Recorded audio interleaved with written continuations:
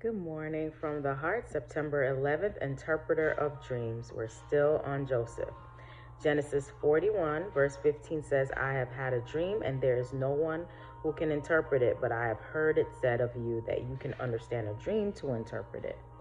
When Joseph interpreted the dreams of the butler and the cupbearer, he begged to be remembered when the chief butler should be reinstated in his position, but he was forgotten and remained 2 years longer in the prison.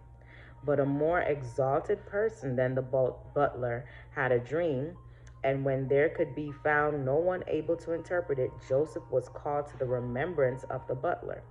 Then Pharaoh sent and called Joseph, and they brought him hastily out of the dungeon. And he shaved himself and changed his raiment and came in unto Pharaoh. And Pharaoh said unto Joseph, I have dreamed a dream, and there is none that can interpret it. And I have heard say of thee, but that thou canst understand a dream to interpret it.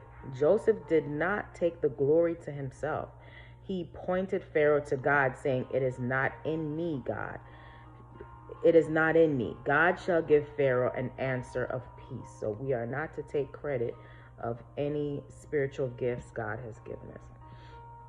Through the wisdom given him of God, Joseph could see the true meaning of the dream. He saw the wonderful workings of God, and he laid the whole matter distinctly before Pharaoh. He revealed to him the long famine that was to visit the land and the plans to be pursued in order to save the nation from destruction.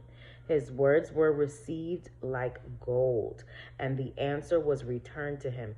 For as much as God hath showed thee all this, there is none so discreet and wise as you. You shall be over my house, and according unto your word shall all my people be ruled. Only in the throne will I be greater than you. So when you give God credit, God will elevate you. Let God advertise you.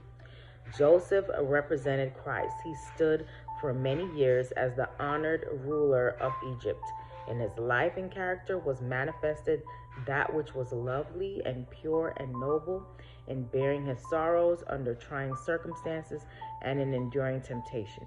Joseph was one in character with Christ. The example of Joseph shining with heaven's brightness did not shine in vain among this people from whom Christ had pledged himself to become an offering, a people whom God had taken under his guardianship, and upon whom he was bestowing not only temporal but spiritual blessings in order to attract them to himself. Hope you have a great day today. Live from the heart.